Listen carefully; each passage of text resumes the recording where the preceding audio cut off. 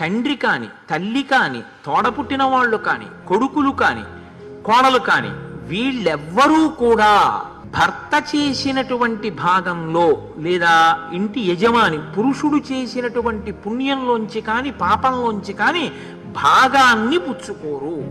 ఎవరి పుణ్యాన్ని వాళ్లే అనుభవిస్తారు.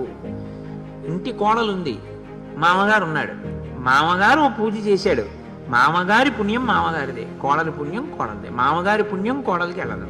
కొడుకున్నాడు, తండ్రి గొప్ప భక్తుడు, తండ్రి పుణ్యం కొడుకు వెళ్ళదు.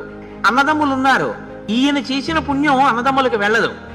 తండ్రి ఉన్నాడు, కొడుకు మహాభక్తుడు, కొడుకు పుణ్యం తండ్రికి వెళ్ళదు. భార్య ఏమీ తెలియదు, కానీ భర్త చేసిన పుణ్యంలో సగభాగం ఆవిడిదే. ఆవిడ ఏమైనా చెయ్యాలా అంటే చెయ్యక్కర్లేదు, ఆవిడ ఆయన భార్య అంతే. కాబట్టి